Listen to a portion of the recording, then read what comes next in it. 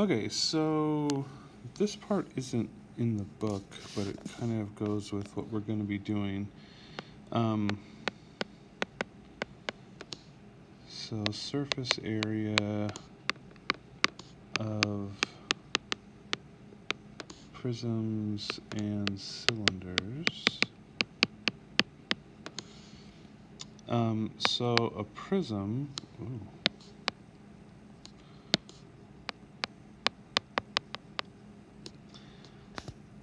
it's like kind of three-dimensional shapes.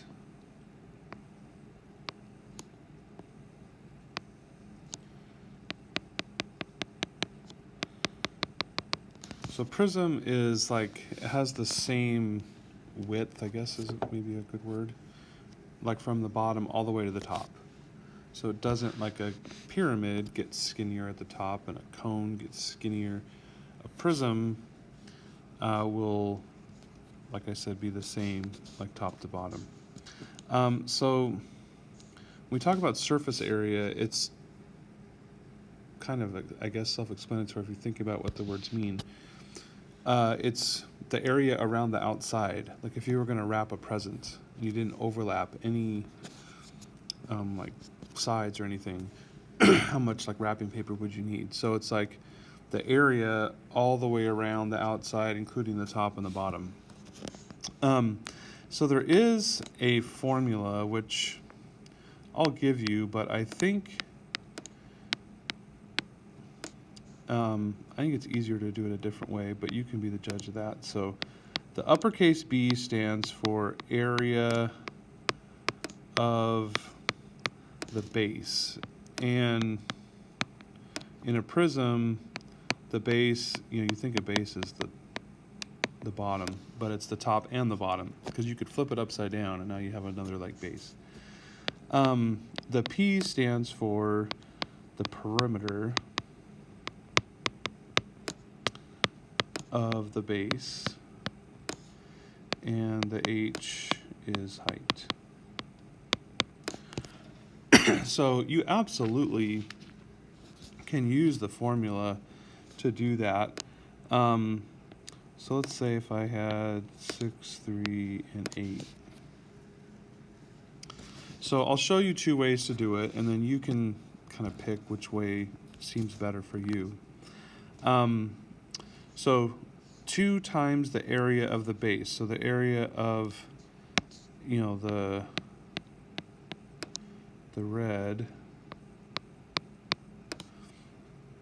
Well, that's like 6 times 3. So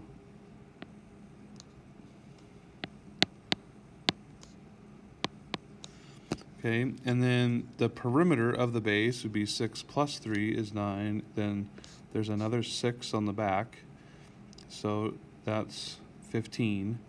And then there's another 3, like over here. So you get 18. And then the height is 8. Okay, so 18, 2 times 18 on the first part would be 36.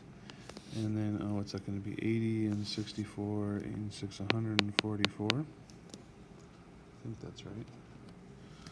Let me double check.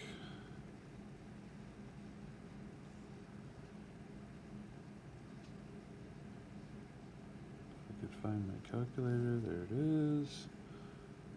18 times 8, yeah, 144.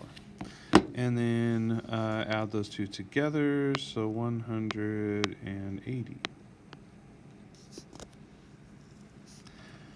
So that's not like too difficult, if you remember like the formula. So the other way to do it is just to say like, well, we have a top and the bottom that are the same.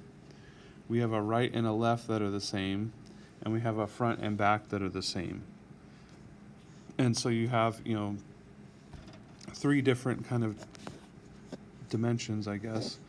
So you still have, so it's like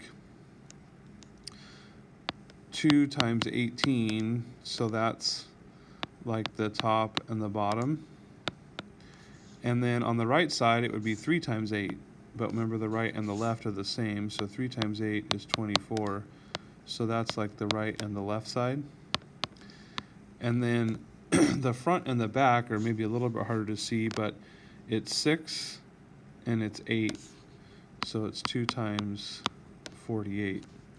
So this is 36. This is 48. That's 96. And something doesn't look right. Oh yeah, it does. That's fine. 12. And you still get 180. So this last part is front and back. So again, whatever makes better sense to you, I'm fine with. Okay. All right. So you could have prisms in other shapes. Triangles are kind of hard to draw sometimes.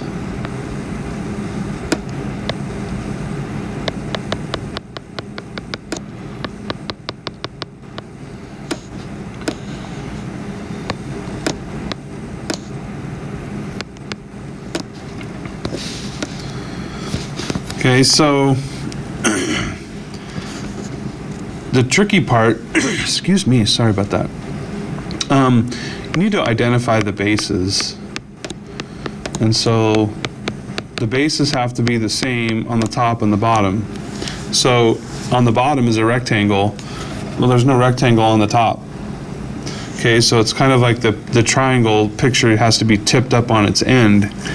So the bases are the triangles. So you could, again, figure out, I'm going to do it kind of the other ways.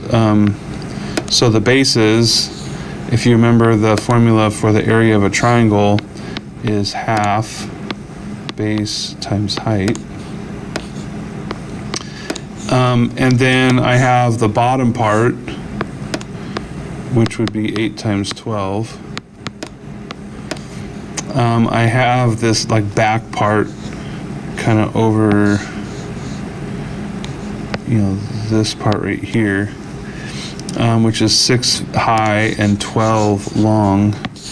So 6 times 12. Oops. And then I have kind of this diagonal, like rectangle, which is 12. And I would need to know, like, this side or this side, which it's not labeled. Kind of clear that up a little bit. So I need to figure out the length of that side. It's a right triangle, so I could do Pythagorean theorem. 6 squared plus a squared equals c squared. Hopefully some of you see the pattern.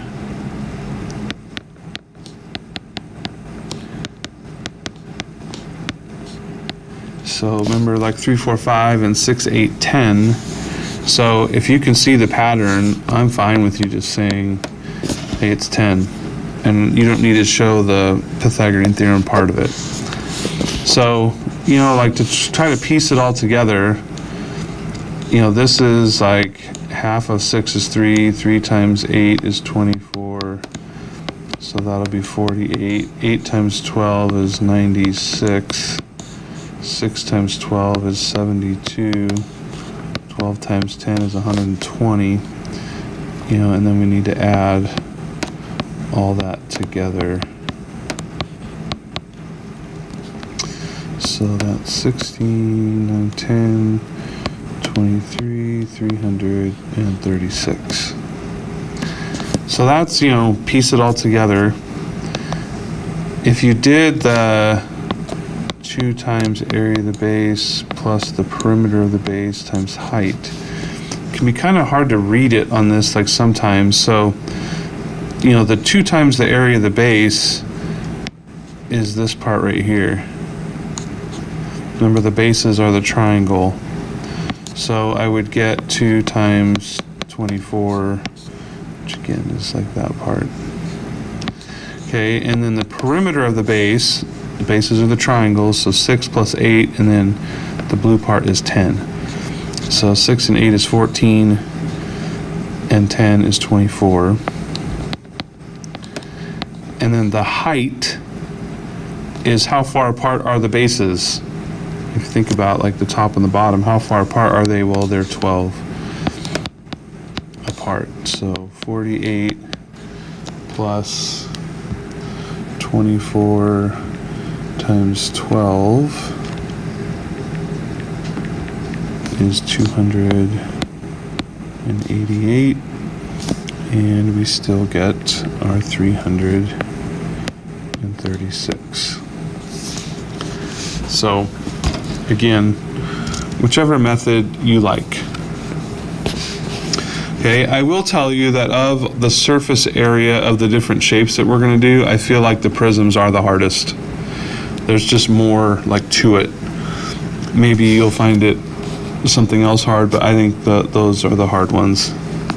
Okay, so you'll have some that are rectangles, some that are triangles. Use the formula, just piece it together, whichever way you like is fine with me.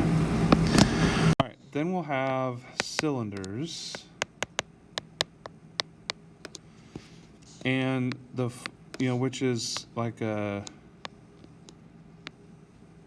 like a soda can. Same formula. And this one, I do think the formula is way better. But I transfer it because it's circles. So 2 times, what's the area of the base? Well, the base is a circle. Pi r squared. Perimeter of the base. How far is it around the circle? That is circumference. So 2 pi r and then h. Okay, so we need area and circumference. And this one isn't like too hard to kind of remember because we have 2 pi r squared and we have 2 pi r h. So there's 2 pi r is the same. It's just r squared, and then there's a h like at the end.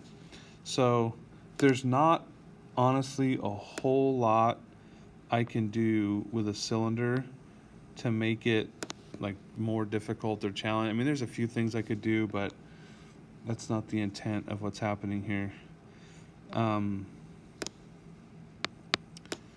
So I have to give you the height, and then I can either give you the radius or the diameter. So again, cylinders I think are pretty easy to do. So it's just, plug in the information. 2 pi r is 5 squared plus 2 pi 5 times 11. So 2 pi and 25 plus 10 pi times 11. So this is 50 pi, and that's 110 pi. And you can add these two things together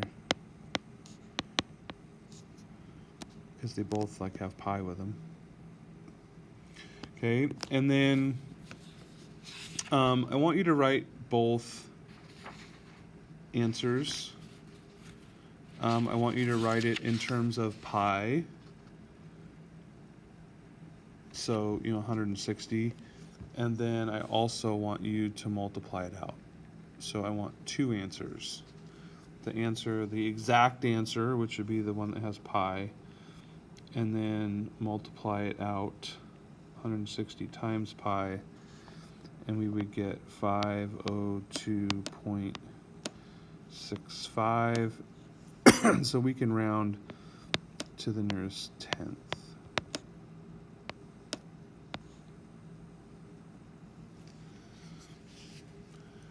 Okay.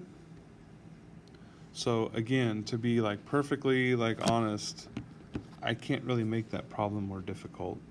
Change the numbers, bigger numbers, I don't know. You know, diameter, so you have to kind of think and say, oh, the diameter is 8, so the radius is 4, and then plug it in.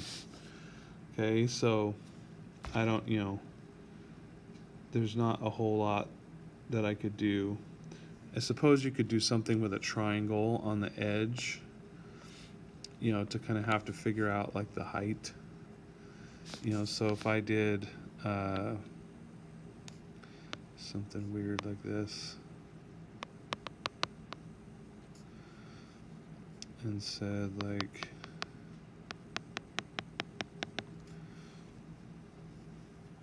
you know, like if that was 3 and that was 5, and then you could say, well, oh, it's a 3, 4, 5 triangle, so the height is 4.